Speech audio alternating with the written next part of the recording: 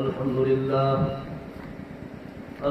لله نحمده ونستعينه ونستغفره ونؤمن به ونتوكل عليه من يهد الله فلا مضل له ومن يضلله فلا هادي له ونشهد أن لا إله إلا الله وحده لا شريك له ونشهد أن سيدنا وسندنا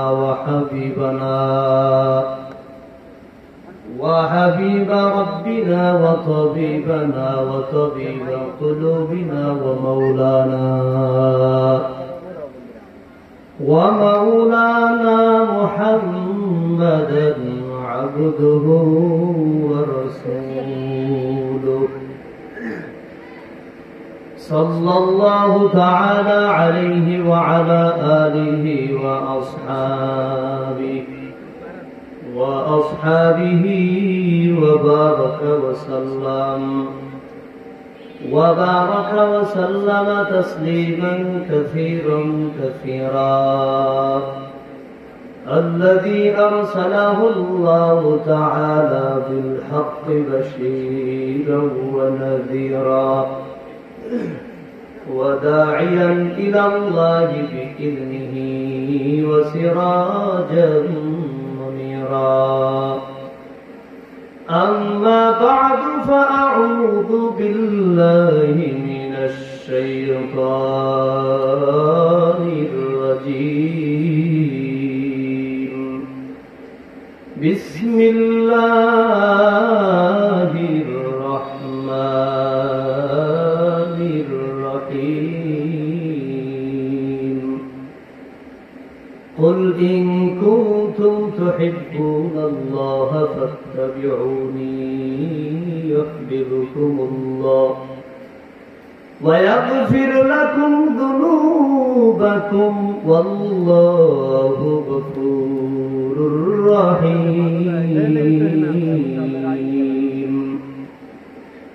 وقال رسول الله صلى الله عليه وآله وسلم لا يؤمن أحدكم حتى أكون أحب إليه من والده وولده والناس أجمعين صدق الله مولانا العظيم यहाँ हम सब मुसाफिर है कब्र आखिर ठिकाना यहाँ हम सब मुसाफिर है कब्र आखिर ठिकाना कोई आगे रवाना है कोई पीछे रवाना अल्लाह रब्बुल आलामीन তার লক্ষ লক্ষ বান্দা বিশেষ করে রমজানপুর ইউনিয়নে যদি আমি বলি রমজানপুর হাটের মধ্যে সহস্রাধিক মানুষ সেই মানুষের মধ্য থেকে আল্লাহ রাব্বুল আলামিন আমাদেরকে শতাধিক মানুষদেরকে মহব্বত করে আমাদেরকে তৌফিক দিয়ে এখানে হাজির করলেন। আপনি হয়তো মনে করতে পারেন এটা একটা স্বাভাবিক ব্যাপার, হুজুর আমি মাগরিবের সালাত আদায় করে এখানে চলে আসছি। আসলে এটা কোনো সহজ বিষয় নয়, এটা আমার আল্লাহর পক্ষ থেকে তৌফিক। রব যদি তৌফিক না দিতেন, রব যদি আপনাকে আমাকে নেক আমল করার জন্য কবুল না করতেন, আপনি আমি আসতে পারতাম না। যেভাবে আমাদের চেয়ে অধিক মানুষ এখনো বাজারে ঘোরাফেরা করে আসতে পারে নাই, কিন্তু রব আমাদেরকে নির্বাচন করেছেন, রব আমাদেরকে বাছাই করেছেন, রব আমাদেরকে কবুল করেছেন। তৌফিক শব্দের অর্থ সুযোগ প্রদান করা, তৌফিক শব্দের অর্থ আনুকূল্য করে দেয়া, তৌফিক শব্দের অর্থ আল্লাহ তাআলা নেক আমলের ক্ষেত্রে আমাদেরকে আগায় দেওয়া।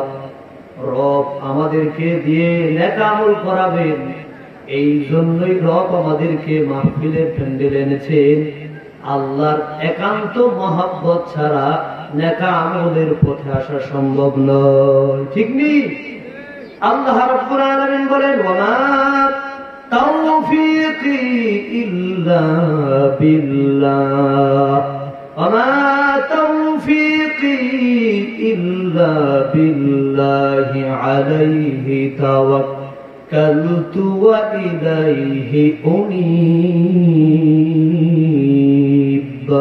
ذري بولن الله أكبر হযরত শুআয়ব নবী বলেন আল্লাহ আমি দ্বীনের পথে মানুষদেরকে ডাকি দ্বীনের পথে মানুষদেরকে আহ্বান করি আপনার একান্ত তৌফিক দয়ার কারণে রব যদি আমাকে তৌফিক না দিতেন দ্বীনের পথে মানুষদেরকে আনা আমার উম্মতদেরকে তাওহীদের পথে আনা সম্ভব হতো না তাহলে আমরা এখানে আসতে পেরে খুশি না বেজার খুশির আওয়াজ আসতে হয় না জোরে হয় এই জন্য সবাই সমস্বরে বলেন আলহামদুলিল্লাহ আল্লাহ রাব্বুল আলামিনের শুকরিয়া আদায় করেছেন আল্লাহ তাআলা কোরআনের বহু জায়গায় বলেছেন গোলাম তোমরা আমি আল্লাহর শুকরিয়া আদায় করবে আমি আল্লাহ তোমাদের নিয়ামতকে বৃদ্ধি করে দিব যদি তোমরা আমার শুকরিয়া আদায় না করো তাহলে মনে রেখো আমার আযাব বড় কঠিন আল্লাহ তাআলা কোরআনে বলেন লা ইন শাকারতুম লা আযীদান্নাকুম ওয়া লা ইন কাফারতুম ইন্না আযাবি লাশাদীদ আল্লাহু আকবার হে আমার গোলাম তোমরা আমি আল্লাহর শুকরিয়া আদায় করবে আমি আল্লাহ তোমাদের নিয়ামতকে বৃদ্ধি করে দিব যদি তোমরা আমার শুকরিয়া আদায় না করো মনে রেখো আমার আযাব বড় ভয়ঙ্কর আল্লাহর নিয়ামত কি হাত আল্লাহর দেয়া নিয়ামত চক্ষু আল্লাহর দেয়া নিয়ামত সমাজের মধ্যে অনেক মানুষ আছে আমার মতো কথা বলতে পারে না আল্লাহ আমাকে বাকশক্তি দিলেন এটা আল্লাহর নিয়ামত আল্লাহ আমাকে সুন্দর চুল দিয়েছেন এটা আল্লাহর নিয়ামত আল্লাহ আমাকে হায়াত দিয়েছেন এটা আল্লাহর নিয়ামত আল্লাহ আমাকে প্রত্যেক সূত্রে হাজার হাজার বা শত শত বা কয়েক বিঘা জমির মালিক বানিয়ে দিয়েছেন জমিনে সুন্দরভাবে বিচরণের সুযোগ দিয়েছেন এটা আল্লাহ তাআলার দেওয়া নিয়ামত এইভাবে যদি গুনতে থাকি আল্লাহ তাআলা বলে ও গোলাম তোমরা গুনে গুনে গুনে গুনে আমার নিয়ামত তোমরা শেষ করতে পারবে না আল্লাহ বলেন ওয়া ইন তাউদ্দু নি'মাতাল্লাহি লা তুহসুহা আল্লাহ বলেন যদি আমার দেওয়া নিয়ামত গণনা করা হয় তাহলে তোমরা সেই নিয়ামত গুণে শেষ করতে পারবে না অতএব আল্লাহ যে আমাদেরকে এখানে সমবেত করলেন আল্লাহ তাআলার দেয়া নাম মুহাব্বত উচ্চারণ করতেছি এই জন্য আল্লাহ তাআলা আমাদেরকে শত শত গুণ সওয়াব দিতেছে আপনি মনে করতে পারেন সামান্য সামিয়ানার নিচে 2-3-4 লক্ষ টাকা দিয়ে ব্যয় করে একটা প্যান্ডেল এটাকে দুনিয়ার মধ্যে দামি মজলিস হয় নাকি আমার নবী বলেছে ইদা মারাতুম বিরিয়াদিল জান্নাতি ফারতাউ ক্বালু ওয়া মা রিয়াদুল জান্নাহ ক্বালা হিলাকুদ যিকর আল্লাহর নবী বলেন ও সাহাবায়ে কিরাম আপনারা যখন জান্নাতের বাগানের পাশ দিয়ে গমন করবেন তখন আপনারা এই জান্নাত থেকে ফল ভক্ষণ করবেন সাহাবায়ে কেরাম প্রশ্ন করলেন ওগো নবীজি দুনিয়ার মধ্যে আবার জান্নাতের বাগান কি দুনিয়ার মধ্যে আবার জান্নাতের বাগান কোথায় আল্লাহর নবী বলেন দুনিয়ার মধ্যে জান্নাতের বাগান হলো হালাকুদ্দিক দুনিয়ার মধ্যে জান্নাতের বাগান কোথায় জিকিরের মজলিস তো আপনারা আমরা এখানে যে বসেছি এটা কোনো সামিয়ানা সাধারণ নয় এটা হাদিসের ভাষ্য অনুযায়ী এখন জান্নাতের বাগান হয়ে গেছে বেহেশতা যাকে আজারে নবাশো কাছে রাবা কাছে কারে নবাশো আল্লাহ রাব্বুল আলামিনের মুহাব্বত দিলের মধ্যে পয়দা করেন আল্লাহ আমার আপন আল্লাহ ছাড়া আর কেউ আপন না আমি এক সময় দুনিয়াতে ছিলাম না এখন আমি আছি আবার থাকবো না আল্লাহ আমাকে মহব্বত করে সৃষ্টি করেছেন আল্লাহ বলেন কাইফা তাকফুরুনা বিল্লাহি ওয়া কুনতুম আমওয়াতান ফাআহইয়াকুম সুম্মা ইউমীতুকুম সুম্মা ইউহয়ীকুম সুম্মা ইলাইহি তুরজাউন আল্লাহ বলেন তোমরা কিভাবে আমার অস্বীকার করো আমি আল্লাহ আল্লাহকে কিভাবে অমান্য করো। তোমরা এক সময় ছিল না, এখন আসো, আবার থাকবে না, আবার আমি তোমাদেরকে পুনরুজ্জীবিত করব। ওরে নবীর উম্মত, চিন্তা করে দেখেন, আমার আজকে বয়স 25, একটা সময় আমি এই দুনিয়াতে থাকবো না, এক সময় আমি এই দুনিয়াতে ছিলাম না। আমার আল্লাহর কাছে আমি ছিলাম আলমের রূহ, রূহের জগতে।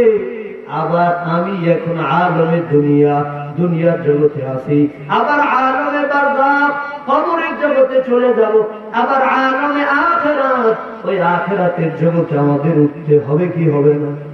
এই দুনিয়াতে 50, 60, 70 বছর, অনেকে তো 70-80 বছর বয়স পায় না।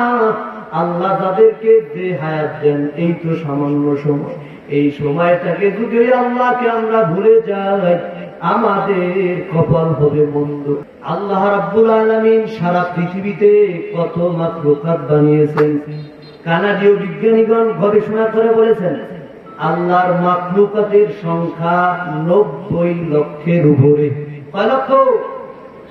আমরা মিলাদের সময় পড়ি আল্লাহর মাখলুকাতের সংখ্যা 18,000। এই ব্যাখ্যা দিয়েছেন হযরত মুনাব্বি রাহমাতুল্লাহ আলাইহি। এটা আজ থেকে 700 বছর আগের গবেষণা, কিন্তু বর্তমানে কানাডীয় বিজ্ঞানীগণ গবেষণা করে বলেছে আল্লাহর মাখলুকাতের সংখ্যা 90 লক্ষের উপরে। বলেন সুবহানাল্লাহ। হাজারো মাখলুকাত আল্লাহ রাব্বুল আলামিন গরু, ছাগল, হাঁস, মুরগি, ভেড়া, বকরি, দুম্বা, গাধা, বহু প্রাণী সৃষ্টি করেছে। হরিণ যত সুন্দর বলেন না কেন, আর যত সুন্দর বলেন, চাঁদ কত সুন্দর, কোনো কিছুই সুন্দর না। সবচেয়ে বেশি সুন্দর হলো মানুষ। কে বেশি সুন্দর? আল্লাহ তাআলা বলেন, লাকাদ খালাকনাল ইনসানা ফি আহসানি তাকওয়িম। এই আয়াত আপনারা শুনেন না?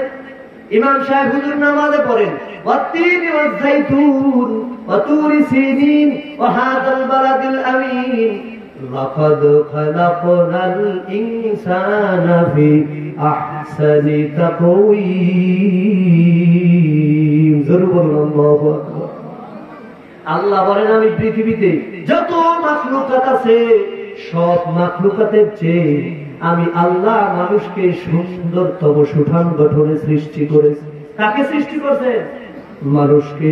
আল্লাহ রাব্বুল আলামিন মানুষদেরকে সুন্দরভাবে তৈরি করার পর আল্লাহ বলেন, তুমি আমার বান্দা, তুমি আমার গোলামি করবা, পৃথিবীতে তুমি যাবে, তোমার যা কিছু দরকার আমি আল্লাহ তা দিব। খাবারের দরকার, আল্লাহ পৃথিবীতে হাজারো খাবার রেখেছেন। আল্লাহ তাআলা কোরআনে বলে, বিভিন্ন আয়াতে আল্লাহ বলেছেন, ও বান্দা, তুমি দুনিয়াতে আসার আগেই তোমার তাকদীর, তোমার রিজিক কি হবে, আমি আল্লাহ এগুলো তোমার ভাগ্যে, তোমার কপালে তোমার জন্য নির্ধারণ করে রেখেছি। ও গোলাম, পৃথিবীতে আসার আগেই তোমার হায়াত নির্ধারণ, তোমার রিজিক নির্ধারণ। তুমি কেন আল্লাহকে ছাড়া ভিন্ন জায়গায় সুদের মধ্যে, ঘুষের মধ্যে কেন তোমার রিজিক তালাশ করো? আমি আল্লাহ বিশাল বড় হাতি কত দৈনন্দিন খাবার খায়, সাগরের মধ্যে তিমি মাছ টনকে টন খাবার খায় দৈনন্দিন, তাদের তো একবারও আল্লাহর বিরুদ্ধে যাওয়া লাগে না। অথচ তোমার আমার সারাদিন 1 কেজি ভাতের বেশি লাগে না। অথচ তুমি আমি আজকে দেখা যায় এক টুকরো খাবারের জন্য হারামের পিছনে দৌড়াই, ঠিক নেই? অথচ আল্লাহ বলেন, গোলাম, আমি তোমাকে সৃষ্টির শ্রেষ্ঠ মাখলুকাত বানাইলাম, তোমার রিজিকের ব্যবস্থা আমি করলাম। আমি আল্লাহ তোমাকে, এখন আমরা যারা আছি, আল্লাহ রাব্বুল আলামিন আমাদেরকে মহব্বত করে মুহাম্মাদুর রাসূলুল্লাহর উম্মত হিসেবে পাঠিয়েছে। কোন নবীর উম্মত? কথা বলেন, মুহাম্মাদুর রাসূলুল্লাহ। আজকে এই নবীর জন্মদিন উপলক্ষে এখানে আজকে আয়োজন। এই দিকে আমি একটু নজর করতে চাই। মিলাদ শব্দের অর্থ জন্ম। কথা বলেন, মিলাদ শব্দের অর্থ জন্ম। মিলাদুন নবী মানে নবীর জন্ম বৃত্তান্ত, এটা ঈমান। এই মিলাদুন নবীকে যদি কেউ অস্বীকার করে তাহলে তার ঈমানের পাওয়ার কমে যাবে। সিরাতুন নবী অস্বীকার করলে ঈমানই থাকবে না। আর ওয়াফাতুন নবী মানে নবীর মৃত্যু, আর হায়াতুন নবী মানে নবী মৃত্যুবরণ করার পরে আবার জীবিত আছেন। সেই দিকে আমি এক এক করে যাব, এই কয়েকটা বিষয় আলোচনা করব। প্রথম আলোচনা হলো নবীর জন্মের ঘটনা। আল্লাহর হাবিব সাল্লাল্লাহু আলাইহি ওয়াসাল্লাম পৃথিবীতে আল্লাহ রাব্বুল আলামিন 1,02,24,000 নবী দুনিয়াতে পাঠিয়েছেন আমার আল্লাহ। এই 1,02,24,000 পয়গম্বরদের মধ্যে আমার আল্লাহ বিশ্ব নবী মুহাম্মদুর রাসূলুল্লাহকে সাইয়্যিদুল আম্বিয়া সাইয়্যিদুর রাসূল হিসাবে পাঠিয়েছেন। সাইয়্যিদুল মুরসালিন আমার নবী মুহাম্মদুর রাসূলুল্লাহ সাল্লাল্লাহু আলাইহি ওয়াসাল্লাম হলেন শ্রেষ্ঠ নবী, আখেরি নবী। আমার নবীকে আল্লাহ যখন দুনিয়াতে পাঠান, আল্লাহ রাব্বুল আলামিনের হাবিব যখন দুনিয়াতে আসবে সেই দিনের ঘটনা ওসমান ইবনে আবুল আস রাদিয়াল্লাহু তাআলা আনহুর মাতা হযরত ফাতিমা বিনত আব্দুল্লাহ রাদিয়াল্লাহু তাআলা আনহু বলেন, নবী যেদিন দুনিয়াতে আসবে সেদিন আমি মা আমেনার ঘরের মধ্যে ছিলাম। আমি দেখলাম ওই আসমানের তারকাগুলো নবীজির ঘরের দিকে ঝুঁকে পড়লো। তিনি বললেন, যেদিন নবী দুনিয়াতে আসবে সেদিন আমি দেখলাম তার ঘর আলোয় আলোকিত হয়ে গেল। আমার মনে হলো যে নবী আসার কারণে ওই আকাশের তারকাগুলো যেন আমার উপরে এসে পড়বে। তার মানে হল আল্লাহ রাব্বুল আলামিন নবীর সম্মানে আকাশের সমস্ত তারকাগুলোকে বেশি আলোকিত করে দিয়ে নবীর ঘর মোবারকের উপরে আল্লাহ রাব্বুল আলামিন চিরাগ বাতি হিসাবে ফিট করে দিলেন।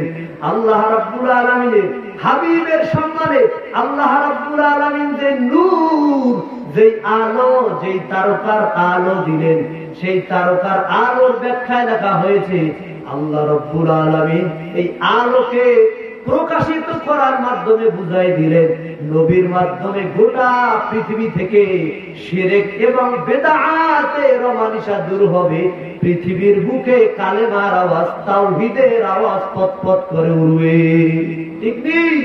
নবী আমার আসলে বাইতুল্লাহর মধ্যে 360টি মূর্তি দ্বারা ভরপুর। আমার নবী এসে ওই মূর্তিগুলো ভেঙে দিলেন। নবী আসলে সৌদি আরবের মানুষগুলো খুবই খারাপ, ছোট ছোট শিশু বাচ্চাদেরকে হত্যা করে ফেলতো, নারী শিশুদেরকে হত্যা করে ফেলতো, এতিমদেরকে ঠকানো হতো, বিভিন্ন ভাবে সেখানে গুনাহের কাজ চলতো। এক কথায় সমাজ ছিল বিশৃঙ্খলায় ভরপুর। আল্লাহর হাবিব দুনিয়াতে আসলে তিনি গোটা জাতিকে এমন ভাবে পরিস্ফুটিত করলেন, পৃথিবীর ভিতরে যত জাত আছে নবী বলেন আমার সময়কার যুগটাই হলো পৃথিবীর মধ্যে শ্রেষ্ঠ যুগ। খায়রুল কুরুনি করনি সুম্মাল্লাযীনা ইয়ালুনহুম সুম্মাল্লাযীনা ইয়ালুনহুম। আমার যুগই হলো পৃথিবীর মধ্যে শ্রেষ্ঠ যুগ। এরপরে আমার পরের যুগ সাহাবীদের যুগ, এরপরে আমার পরের যুগ অর্থাৎ তাবিদের যুগ। এ নবীর উম্মত, আল্লাহ রাব্বুল আলামিন দুনিয়াতে আসলে নবীজি যখন আসলেন তখন সারা পৃথিবীতে যত মাখলুকাত সব খুশিতে আত্মহারা হয়ে গেল। আল্লাহ খুশি, ফেরেশতারা খুশি, গোটা দুনিয়া খুশি। এই জন্য কবি বলেন, তোরা দেখে যা আমিনা মায়ের কোলে, তোরা দেখে যা আমিনা মায়ের কোলে, মধু পূর্ণিমারি শেখা চাঁদ দোলে, তোরা দেখে যা আমিনা মায়ের কোলে। নবীর আগমনে সবাই খুশি, আমরাও খুশি। কথা বলেন ঠিক কিনা? সুবহানাল্লাহি ওয়া বিহামদি। আমরা কি হাসি দিয়ে খুশি হব নাকি আল্লাহর দরবারে শুকরিয়া আদায় করে খুশি হব? বলেন সুবহানাল্লাহ। এখন মনে রাখতে হবে নবী তো প্রশুদ্ধ মত হলো নবী 12ই রবিউল আউয়াল সোমবার দুনিয়াতে আসছেন। আবার তো নবী 12ই রবিউল আউয়াল দুনিয়া থেকে বিদায় নিয়ে চলে গেলেন। তাহলে আমরা খুশি হব কিভাবে? নবী একই দিনে দুনিয়া থেকে বিদায় নিয়ে চলে গেলে আবার এই 12ই রবিউল আউয়াল দুনিয়াতে আসলেন। মুসলমানদের মুখে তো বেশি হাসি থাকা যাবে না, তাহলে নবী আসলেন, তাহলে আমরা এখন কিভাবে শুকরিয়া আদায় করব? অবশ্যই নবীর আগমনে আমরা খুশি। এই ব্যাপারে নবী হাদিসের মধ্যে বলেন, আবু কাতাদা রাদিয়াল্লাহু তাআলা আনহু নবীকে প্রশ্ন করেন, ওগো নবীজি, আপনি যে সোমবার রোজা রাখেন তার কারণ কি? নবী বলেন, ওগো সাহাবী, আমি সোমবার দিন দুনিয়াতে আসছি, আর এই সোমবার দিন আল্লাহ তাআলা আমার উপর প্রথম ওহী নাযিল করেছেন।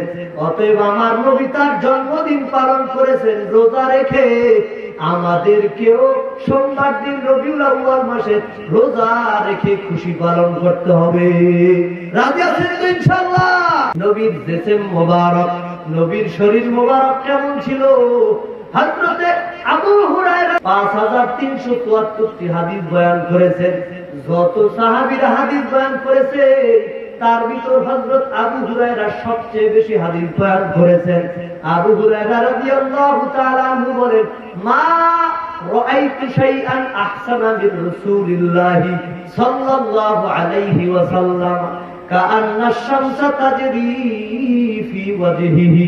হযরত আবু হুরায়রা রাদিয়াল্লাহু তাআলা আনহু বলেন, মা রাআইতু শাইআন আহসানা মিন রাসূলিল্লাহ, আমি রাসূলের চেয়ে বেশি সুন্দর এই দু চোখে আর কিছু দেখি নাই। কাআন্না আশ-শামসা তাজরি ফি ওয়াজহিহি, আমার মনে হয় নবীর চেহারা মোবারক থেকে সূর্য চমকে যেত। সূর্যের আলোর ভিতরে যেমন কোনো নাই প্রখর আলো, আমার নবীর চেহারা মোবারক যেন সূর্যের মতো আলো। ওরে নবীর উম্মত, আরেকজন সাহাবী হযরতে জাবির বিন সামুরা রাদিয়াল্লাহু তাআলা আনহু বলেন, আমি একবার পূর্ণিমার রাতে নবীর চেহারার দিকে তাকাই, আর একবার আমি ওই চাঁদের দিকে তাকাই। নবীর পরনে ছিল তখন একটা লাল চাদর আর লুঙ্গি পরিহিত। আমি ভালো করে নজর করে দেখলাম ওই পূর্ণিমার চাঁদের চেয়ে আমার নবীকে বেশি সুন্দর দেখা যায়। পৃথিবীতে যত মানুষ আছে সব মানুষের চেয়ে আমার হাবিবের চেয়ে বেশি সুন্দর আর কেউ নাই। অতএব ওই নবীর চেহারা মোবারক কি? হযরত আয়েশা রাদিয়াল্লাহু তাআলা আনহা বলেন, আমি একবার সুবহে সাদেকের সময় ভোর রাতে আমি সুই সুতা নিয়া সেলাই করতেছিলাম, হঠাৎ করে আমার হাত থেকে সুইটি পড়ে গেল। আমি সুইটা খুঁজে পাইলাম না।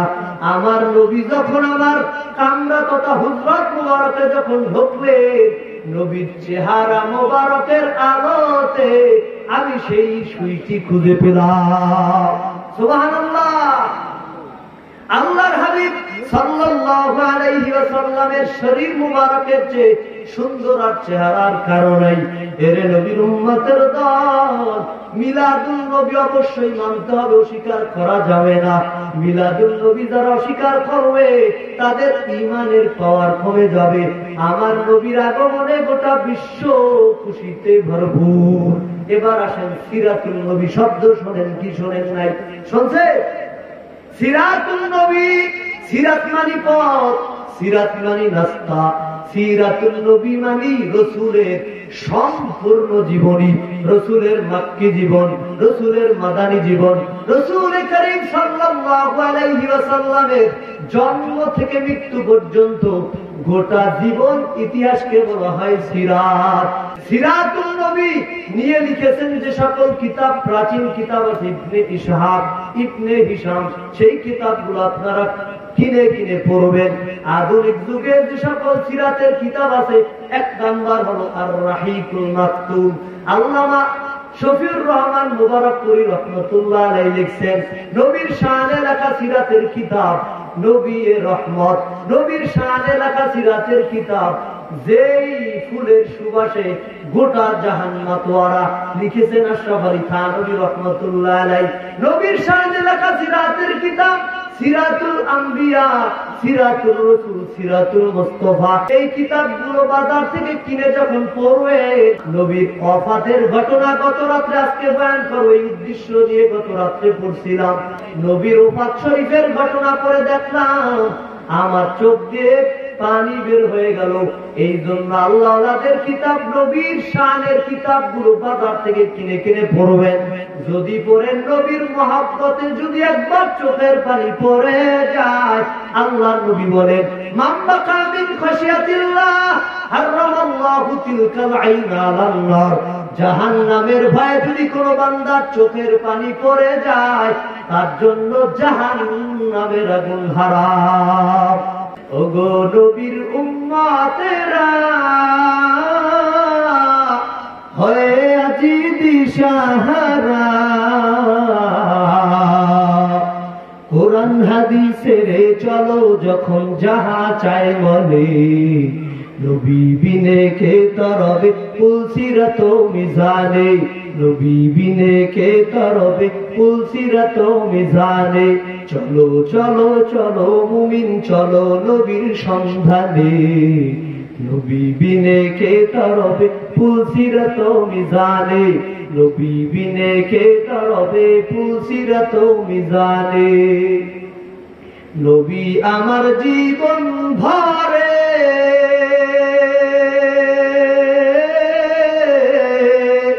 দিনের লাগি কষ্ট করে, নবী আমার জীবন ভরে দিনের লাগি কষ্ট করে, দান দান শহীদ করিলেন উহুদেরই ময়দানে, নবী বিনে কে তরবে পুলসিরাত মিজানে, নবী বিনে কে তরবে পুলসিরাত মিজানে। চলো চলো চলো মুমিন চলো নবীর সন্ধানে, নবী বিনে কে তরবে পুলসিরাত মিজানে। আল্লাহর নবীর শানে যদি দরুদ পড়ে, নবী বলেছেন আল্লাহ তাকে 3 ভাবে সম্মানিত করবে। কয়ভাবে? 1 নম্বর, নবীর শানে যদি কেউ দরুদ পড়ে, আল্লাহ রাব্বুল আলামিন তাকে 10টি রহমত বরকত দান করবে। 2 নম্বর, নবীর শানে যদি কোনো উম্মত দরুদ পড়ে, আল্লাহ রাব্বুল আলামিন খুশি হইয়া তার 10টি গুনাহ ক্ষমা করে দিবে। 3 নম্বর, যদি কেউ নবীর শানে দরুদ পড়ে, আল্লাহ খুশি হয়ে ওই বান্দার জন্য তার মর্যাদাকে 10 গুণ বুলন্দ করে দিবে। আল্লাহর হাবিব সাল্লাল্লাহু আলাইহি ওয়াসাল্লামকে, ওরে বাঙালি মুসলমান, তুমি আমি নবীকে চিনলাম না, অথচ ওই জঙ্গলার হরিণ নবীকে চিনেছেন, পাহাড় নবীকে চিনেছে, গাছ নবীকে চিনেছে। আলী রাদিয়াল্লাহু তাআলা আনহু বলে, আমি একদিন নবীর শানে মক্কার গলিতে রওনা দিলাম, আমি আমার সাথে নবী, আমি দেখলাম ওই পাহাড়ের মাঝখানে যত পাথর আর যত গাছ আছে, এই গাছগুলো শব্দ করতেছে, লাব্বাইক ইয়া রাসূলুল্লাহ, লাব্বাইক ইয়া রাসূলুল্লাহ। হযরত আলী সহ সাহাবায়ে কেরামের দিন জঙ্গলার মধ্য দিয়ে রওনা করলেন, আশেপাশ দিয়ে নবীকে সালাম দেয়, নবী গো আশেপাশে তো কোনো মানুষ দেখি না, আপনাকে কে সালাম দেয়? সাহাবায়ে কেরামদেরকে নবী বললেন, ওগো সাহাবী, আমি শুধু মানুষের নবী না, আমি জঙ্গলার হিংস্র জন্তু সহ গোটা মাখলুকাতের জন্য নবী। ঠিক নেই? আল্লাহর নবীকে চিনেছে খেজুর গাছ, মরা খেজুর গাছ নবীকে চিনেছে। একটা খেজুর গাছ যদি মাথা কেটে দেওয়া হয়, সেই খেজুর গাছটি মরে যায়। আল্লাহর হাবিব সাল্লাল্লাহু আলাইহি ওয়াসাল্লাম 622 খ্রিস্টাব্দ তথা 1 হিজরিতে তিনি মদিনায় যান। মদিনায় যাওয়ার পর নবী একটা খেজুর গাছের খুঁটির সাথে হেলান দিয়ে দীর্ঘ 8 বছর তিনি খুতবা দিলেন।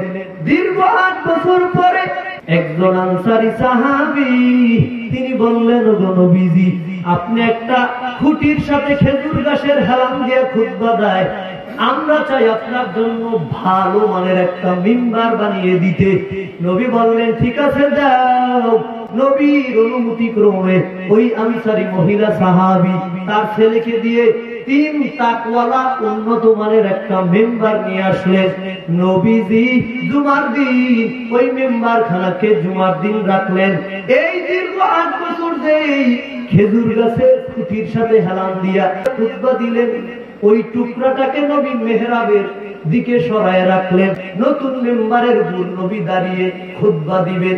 এমন সময় দেখা গেল ওই মরা খেজুর টুকরাটা মানুষের মতো হাউমাউ করে কাঁদতে লাগল। ওগো নবীজি, কান্না করতেছে, কান্না করতেছে। কাতারের নামাজের কাতারের শেষে ছিল হযরত আনাস রাদিয়াল্লাহু তাআলা আনহু। তিনি তাকায় দেখেন কোন মানুষ কান্না করে না। ওই পাশে খেজুর গাছের টুকরা থেকে কান্নার আওয়াজ পাওয়া যায়। নবী নতুন মেম্বার থেকে নেমে ওই খেজুর গাছের টুকরার কাছে গেলেন। তুমি কেন কান্না করো? বলে, ওগো নবীজি, দীর্ঘ 8 বছর আপনি আমার সাথে পিঠ লাগাইয়া খুতবা দিলেন। আজকে আপনি নতুন মেম্বার বানানোর পর আর আমাকে আপনি সরাই দিলেন। আমার এই অংশের সাথে আপনার পিঠ মোবারক লাগবে না। এই কষ্ট আমি সহ্য করতে পারি না। বলে, ওগো খেজুর টুকরা, আমি কি তোমার জন্য দোয়া করব? তুমি কি চাও আমি তোমার জন্য দোয়া করি? তুমি জীবিত হয়ে যাবে, তোমার ভিতর আবার খেজুর আসবে, হাজিরা তোমার থেকে খেজুর খাবে, তুমি কি তা চাও? তিনি বলতেছেন, ওগো নবী, আমি এটা চাই না। আমি চাই যেন আপনি আমাকে মানুষের মতো জানাজা পড়ায়া আপনি আমাকে দাফন করে দিবেন। এ তো আমার হবে না। আমি চাই হাসরের ময়দানে, কিয়ামতের ময়দানে ফয়সালা হওয়ার পর আমি আপনার সাথে চিরস্থায়ী জান্নাতি হতে চাই। আল্লাহ তাআলা তার দোয়া কবুল করে নিলেন। নবী দোয়া করলেন, এখন থেকে সেই উস্তুনে হান্নান খেজুর গাছের টুকরাটা নবীর সাথে জান্নাতে থাকবে। আজকে একটা মরা খেজুর গাছের টুকরা নবীকে চিনল। আপনি আমি নবীর মহব্বতে দাড়িও রাখতে পারলাম না, টুপিও করতে পারলাম না, নামাজও পড়তে পারলাম না। নবীর মহব্বত আমাদের দিলে নাই, অথচ এখনো নবীজি কবরের ভিতর বসে আমাদের জন্য কান্না করতেছে। আল আম্বিয়াউ আহইয়াউন ফি কুবুরিহিম ইউসাল্লুন। আল্লাহর নবী বলে, শুধু আমি না, সব নবীরা কবরের ভিতরে জিন্দা, সব নবীরা কবরের ভিতরে জিন্দা। ফি কুবুরিহিম ইউসাল্লুন। তারা কবরের ভিতরে কি করে? তারা নামাজরত অবস্থায় আল্লাহর মারিফাতের মজা তারা নিতেছে। শরীয়ত মুকদ্দম দারে আকলু মারিফত আজ শরীয়ত নিস্তেবের। শরীয়ত হো তরিকত হো তমামি, হकीकत में मोहम्मद की गुलामी। আল্লামা আনোয়ার শাহ কাশ্মীরি রহমাতুল্লাহ আলাইহি বলেন, শরীয়ত বলো, মারিফত বলো, তরিকত বলো, হাকিকত বলো, সবকিছুর মূল হলো নবী মুহাম্মাদের অনুসরণ। ঠিক ঠিক। এক মহিলা সাহাবী এসে বলেন, নবী, আমার এই যুবক সন্তান আজকে যুবক হইল, আজ পর্যন্ত তিনি জবান দিয়ে কোনো কথা বলতে পারেন নাই। নবীজির সামনে যখন বোবা যুবকটাকে আনা হলো, নবী প্রশ্ন করলেন, ও যুবক, বলো আমি কে? যুবক, বোবা যুবক জবাব দেয়, আপনি হলেন মুহাম্মাদুর রাসূলুল্লাহ সাল্লাল্লাহু আলাইহি ওয়াসাল্লাম। একজন বোবা যুবক তিনি জবাব দিলেন, আপনি শেষ নবী, আখেরি নবী। বিদায় গেলেন। নবীর সাথে সাহাবা, নবীর সাথে আরো কাফেররা আছেন। কাফেররা বললেন, ওগো নবীজি, আমরা আপনার কাছ থেকে মুজিজা দেখতে চাই, মুজিজা দেখতে চাই। নবী বলেন, ওগো সাহাবীরা, আপনারাও লক্ষ্য করবেন, কাফের সম্প্রদায় তোমরাও লক্ষ্য করো, আকাশের দিকে তাকাও। তারা যখন আকাশের দিকে তাকাইলেন, আকাশের দিকে তাকায় দেখেন চন্দ্র দ্বিখণ্ডিত হয়ে আছে, মাঝখানে পাহাড়। কাফেরেরা দেখলো নবীজির হাতের ইশারায় চন্দ্র দ্বিখণ্ডিত হয়ে গেল। আজকে মাইকেল কলিন্স চাঁদের দেশে গেল, নীল আর্মস্ট্রং, মাইকেল কলিন্স, আমেরিকার নাসারা, তারা গিয়া দেখলো চাঁদের দেশে, সেই চাঁদের মাঝখানে যে ফাটল দেখা যায়, সেই ফাটল আমার নবীর হাতে ইশারায় দ্বিখণ্ডিত হয়েছিল। নীল আর্মস্ট্রং দুনিয়াতে এসে কালেমা পড়ে মুসলমান হয়ে গেছে। নবীর হাতের ইশারায় চন্দ্র দ্বিখণ্ডিত। নবীর হাতের ইশারায় দেখেন আল্লাহর হাবিবের হাত মোবারক থেকে কি পরিমাণ পানি ঝরলো। হুদায়বিয়ার সন্ধির সময় 1500 সাহাবী, পানি নাই, পানি খাবে, ওযু করবে, পানি নাই, পানি খাবে, পানি নাই, শৌচাগার করবে, পানি লাগবে, পানি নাই। নবী বললেন ওই পাত্রে গিয়া দেখো সামান্য একটু পানি আছে, আমার কাছে নিয়ে আসো। সামান্য একটু পানি নবীর সামনে রাখা হলো। নবী তার হাত মোবারক বিসমিল্লাহ বলে রাখলেন। এই হাদিস বয়ান করেছেন জাবির রাদিয়াল্লাহু তাআলা আনহু। তিনি বলেন আমি দেখলাম নবীজির আঙ্গুল মোবারক থেকে পানির ঝর্ণা পড়তেছে। 1500 সাহাবী হুদায়বিয়ার সন্ধির সময় নবীর হাত মোবারক থেকে পানি বের হওয়া পানি দিয়ে ওযু করলেন। 1500 সাহাবী পানি খাইলেন, 1500 সাহাবী পানি রাখলেন।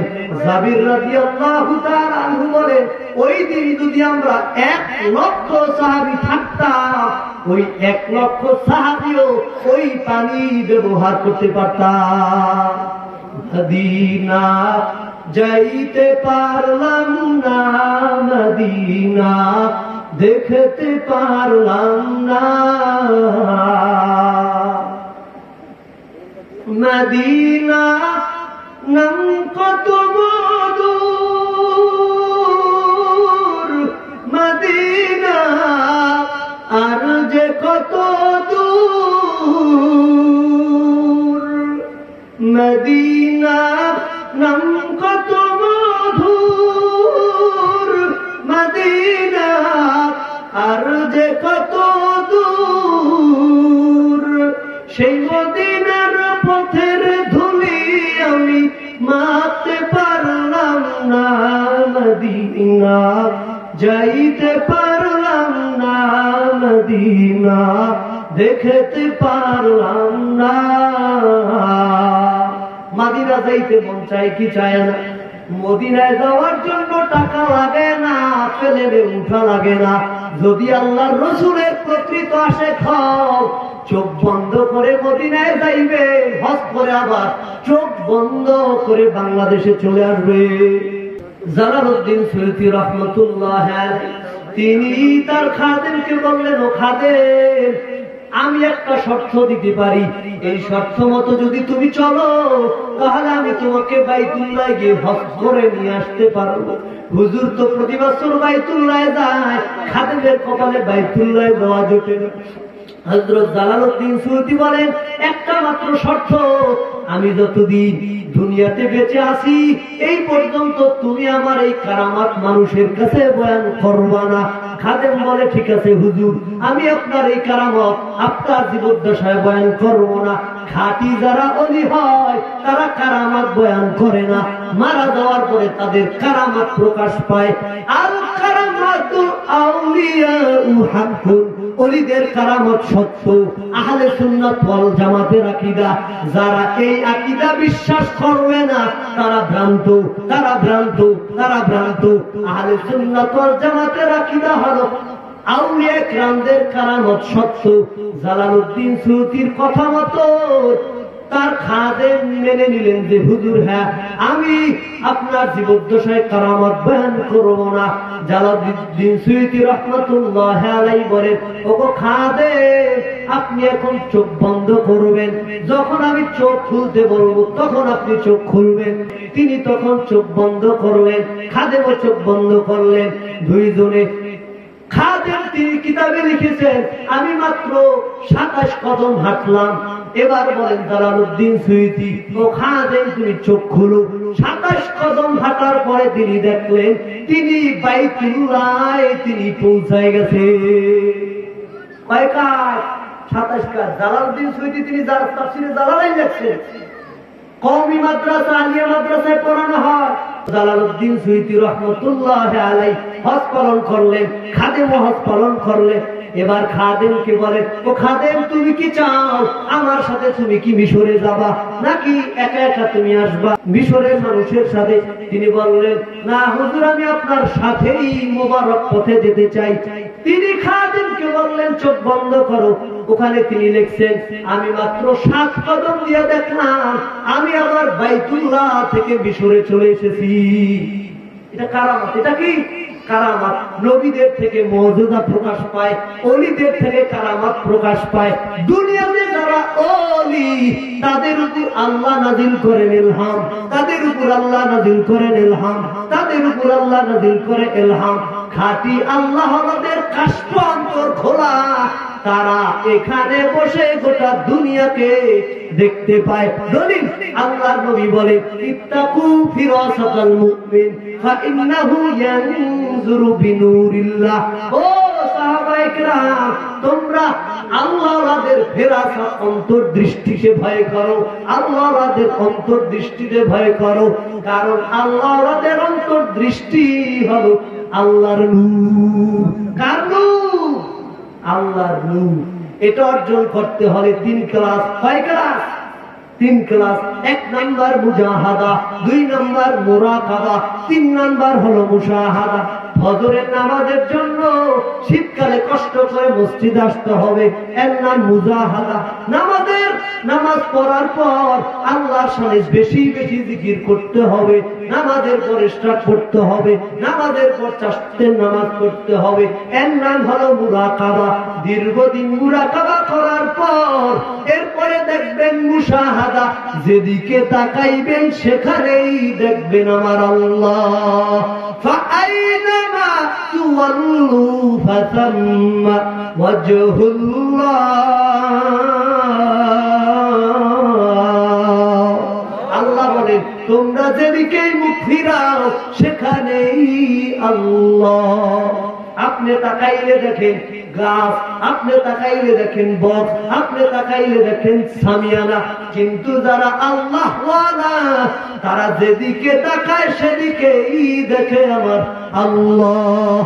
কবি বলেন, ঘড়ি হরদম বগুয়াদ আল্লাহু কুয়াদ টুনটুনা টুনটুনা টুটু বজহের সাম এমি আয়াত কে টুটু কে দর মানা বগুয়াদ আল্লাহু। কবি বলেন, ঘড়ি জড় পদার্থদের টুন টুন করে শব্দ করে, সেকেন্ডের কাঁটা ঘুরে। তোমরা মনে করো টুন টুন টুন টুন করে সেকেন্ডের কাঁটা ঘুরে। আমি দেখতেছি ঘড়ি বলতেছে আল্লাহ আল্লাহু। হযরত আবু হানিফা রাহমাতুল্লাহি আলাইহি কথিত আছে, তার জীবদ্দশায় তিনি আল্লাহর মুশাহাদা 100 বার তিনি লাভ করেছে। কয়বার? সরাসরি না, আন্তরিক ভাবে দেখছেন। এ নবীর উম্মত, আবারও বলি, আল্লাহ ওয়ালা যারা, আল্লাহ তাআলা কোরআনে বলেন, ওয়া নাহনু আকরাবু ইলাইহি মিন হাবলিল ওয়ারিদ। আমি আল্লাহ তোমাদের শাহ রব্বের নিকটে। বলবেন হুজুর কিভাবে? আল্লাহ তাআলা আমাদের 2 পাশে ফেরেশতা রাখলেন। আল্লাহ তাআলার ওই ফেরেশতারা তারা আমাদের সব কিছু লিপিবদ্ধ করে নিতেছে। ওই যুক্তরাষ্ট্র আমেরিকা ডোনাল্ড ট্রাম্প আমাদের থেকে প্রায় 24-20 ঘন্টা সময়ের পথ। সেখানকার প্রভাব আমাদের বাংলাদেশের নির্বাচনের উপরে। আমেরিকা কি বললো, রাশিয়া কি বললো, আমেরিকা যেই পক্ষে বাংলাদেশের সরকার নাকি সেই হবে, এরকম একটা প্রভাব আছে। ঠিক তেমনি ভাবে আমার আল্লাহ যদিও আরশ মুআল্লাহ ওই কুরসির উপরে, কিন্তু আমার আল্লাহর কুদরত, আমার আল্লাহর ক্ষমতা ওই মাটির নিচে যে পিঁপড়া, সেখানেও আমার আল্লাহ তার হায়াত দেন, আমার আল্লাহ তার রিজিক দেন। আমার আল্লাহ সব পৃথিবীর যত কিছু আছে নিজাম, সব কিছু তিনি ধারাবাহিক ভাবে চালাইতেছে। অতএব আমাদের আপন হলো আল্লাহ। ওই আল্লাহ ছাড়া আমাদের আর কেউ আপন নাই। আমাদের আপন কে? আল্লাহকে মহব্বত করে ডাক দেন, আল্লাহু হাজিরিন আল্লাহু নাজিরিন। এইভাবে মহব্বত রাখতে হবে। আল্লাহ সব, আল্লাহ আপন। এই দুনিয়া এক সময় ছিল না, এখন আছে, আবার থাকবে না। আমি আছি, আবার থাকবো না। একজন থাকবেন, তিনি কে? তিনি আল্লাহ।